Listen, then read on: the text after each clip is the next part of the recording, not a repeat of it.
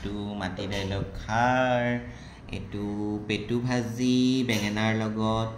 পটল ফ্ৰাই তাৰপিছত মাছৰ ঝোল বিলাহীৰ লগত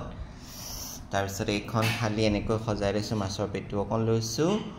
ইফালে পটল ভাজি পিঁয়াজ ইফালে জলকীয়া কেঁচা জলকীয়া লৈছোঁ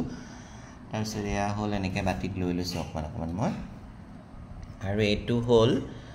আচাৰ ভোট জলকীয়াৰ লগত খাৰলি দি পেলাই মই তেল দি ভৰাই থৈছিলোঁ খাৰলি যে সৰিয়হ খাৰলি বেহুৱা বুলি কয় তাৰে অকণমানিকা